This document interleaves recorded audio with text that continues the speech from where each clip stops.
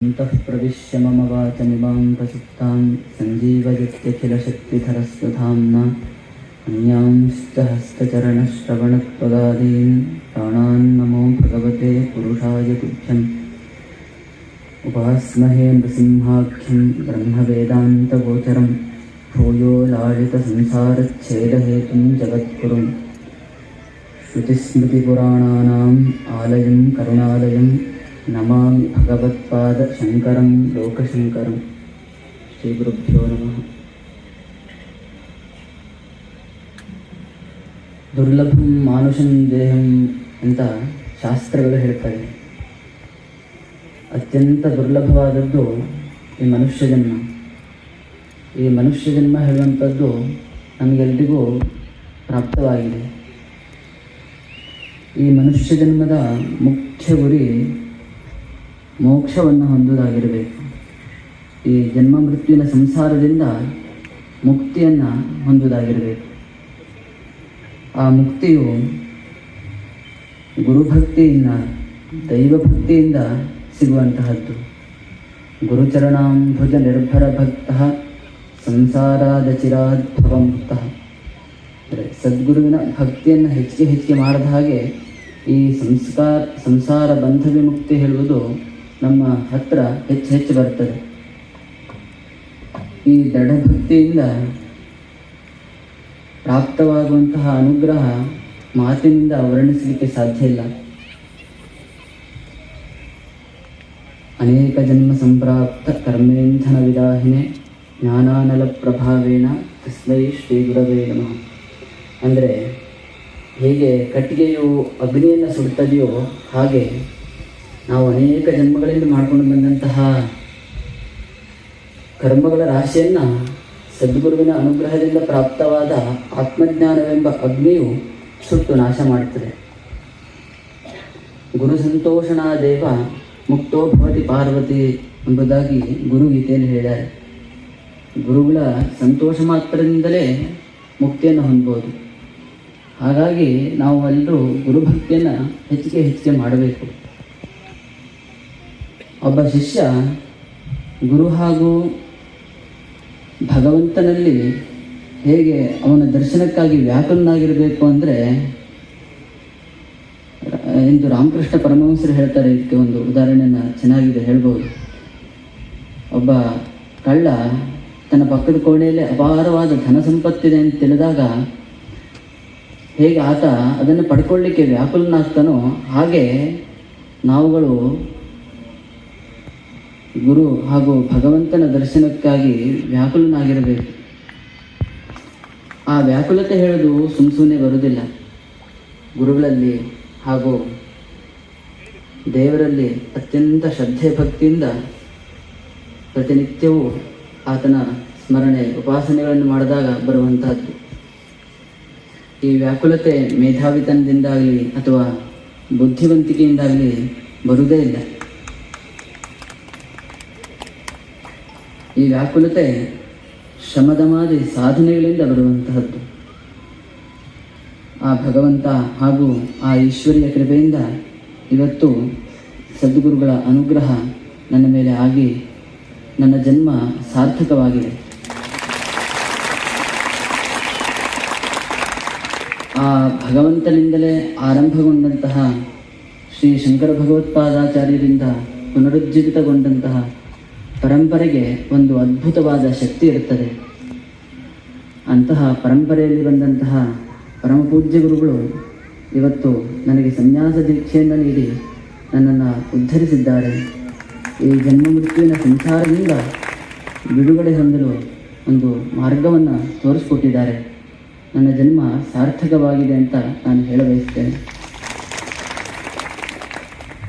ಸುಮಾರು 4 ತಿಂಗಳ ಹಿಂದಿನ ಮಾತು. ನನಗೆ ಹೇಳಲಿಕ್ಕೆ ಬೇಸರ ಆಗ್ತದೆ. ಆದರೂ ಗುರುಗಳು ನನ್ನನ್ನು ಕರೆದು ನಿನ್ನನ್ನು ನಮ್ಮ ಮುಂದಿನ ಉತ್ತರಾಧಿಕಾರಿಗಳನ್ನಾಗಿ ಸ್ವೀಕಾರ ಮಾಡಬೇಕು, ಶಿಷ್ಯನನ್ನಾಗಿ ಸ್ವೀಕಾರ ಮಾಡಬೇಕು ಅಂತಿದ್ದೇವೆ ಅಂತ ಹೇಳಿದ್ರು. ನಿನಗೆ ಒಪ್ಪಿಗೆ ಇದೆಯಾ ಅಂತ ಕೇಳಿದ್ರು.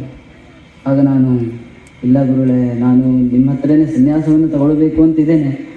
ಆದರೆ ನನಗೆ ಪೀಠಾಧಿಪತಿ ಆಗಲಿಕ್ಕೆ ಇಚ್ಛೆ ಇಲ್ಲ ಅಂತ ಹೇಳಿದೆ. ಅಂದರೆ ಮೊದಲನೇ ಸರಿ ನಾನು ಅವ್ರ ಮಾತಿಗೆ ಇಲ್ಲ ಅಂತ ಹೇಳಿದ್ದು. ದುಃಖ ಆಗ್ತದೆ.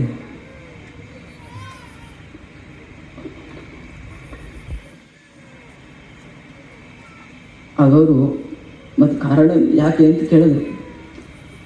ಇಲ್ಲ, ಈ ಪೀಠಾಧಿಪತಿ ಆದರೆ ಈಗ ತಪಸ್ಸನ್ನು ಮಾಡಲಿಕ್ಕೆ ಆಗೋದಿಲ್ಲ. ಯಾಕೆಂದರೆ ಸಮಾಜದ ಮಠದ ಶಿಷ್ಯರು ಎಲ್ಲರೂ ಈಗಿನ ಕಾಲದಲ್ಲಿ ತಪಸ್ಸನ್ನು ಹೆಚ್ಚಿಗೆ ಬಯಸದೆ ಸಮಾಜಮುಖಿ ಕಾರ್ಯಗಳನ್ನು ಹೆಚ್ಚಿಗೆ ಬಯಸ್ತಾರೆ ಸನ್ಯಾಸಿಗಳಿಂದ, ಪೀಠಾಧಿಪತಿಗಳಿಂದ. ಹಾಗಾಗಿ ನಾನು ಮೊದಲಿಂದನೂ ತಪಸ್ಸನ್ನು ಮಾಡಬೇಕು, ಏಕಾಂತದಲ್ಲಿರಬೇಕು ಅಂತ ಬಯಸಿದವನು. ಅದಕ್ಕೆ ತೊಂದರೆ ಆಗತ್ತೆ ಅಂತ ಹೇಳಿದೆ. ಮತ್ತು ಇದನ್ನೆಲ್ಲ ನಡೆಸ್ಕೊಂಡು ಹೋಗಲಿಕ್ಕೆ ಸ್ವಲ್ಪ ಕಷ್ಟನೂ ಆಗ್ಬೋದು, ನನ್ನಿಂದ ಸಾಧ್ಯನಾ ಅಂತ ಕೇಳಿದೆ. ಆಗ ಗುರುಗಳು ಅವರ ಸಹಜವಾದ ಮಂದಹಾಸವನ್ನು ಬೀರುತ್ತಾ ಹೇಳಿದ್ರು, ನೀನೇನು ಚಿಂತೆಯನ್ನು ಮಾಡಬೇಡ, ನಾನು ನಿನ್ನ ಜೊತೆನೇ ಇರ್ತೇನೆ ಯಾವಾಗಲೂ. ನನ್ನ ಸಂಪೂರ್ಣ ಅನುಗ್ರಹ ನನ್ನನ್ನು ಏನೇನಿದೆಯೋ ಅದನ್ನೆಲ್ಲ ಸಂಪೂರ್ಣವಾಗಿ ನಿನಗೆ ಧಾರೆ ಎರೆದು ನಿನಗೆ ಪರಿಪೂರ್ಣ ಅನುಗ್ರಹವನ್ನು ಮಾಡ್ತೇನೆ ಅಂತ ಹೇಳಿದರು. ಇವತ್ತಿನ ನನ್ನ ಈ ಸಂಪೂರ್ಣ ಉತ್ಕರ್ಷಕ್ಕೆ ನನ್ನ ಗುರುಗಳೇ ಕಾರಣ. ಇದನ್ನು 1000 ಸರಿ ಹೇಳಿದ್ರು ಸಾಕಾಗುವುದಿಲ್ಲ.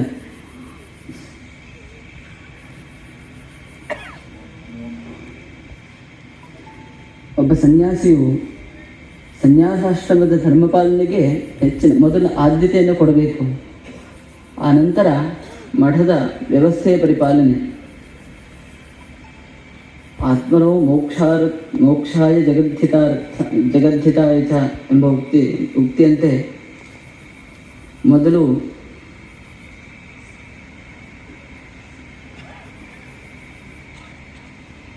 ಸನ್ಯಾಸಾಶ್ರಮದ ಮೂಲ ಉದ್ದೇಶ ತಪಸ್ಸಿನ ಮೂಲಕ ಭಗವತ್ ಸಾಕ್ಷಾತ್ಕಾರ, ತನ್ಮೂಲಕ ಲೋಕ ಕಲ್ಯಾಣ. ಭಗವತ್ ಸಾಕ್ಷಾತ್ಕಾರವನ್ನು ಮಾಡಿಕೊಳ್ಳಲಿಕ್ಕೆ ಹಾಗೂ ಲೋಕ ಕಲ್ಯಾಣವನ್ನು ಮಾಡಲಿಕ್ಕೆ ಪರಮಪೂಜ್ಯ ಗುರುಗಳು ಯಾವ ಮಾರ್ಗವನ್ನು ತೋರಿಸ್ತಾರೋ ಆ ಮಾರ್ಗದಲ್ಲಿ ನಾನು ಹೋಗ್ತೇನೆ ಅಂತ ಸಮಸ್ತ ಶಿಷ್ಯರಿಗೂ ಹೇಳ ಬಯಸ್ತೇನೆ. ಹಾಗೂ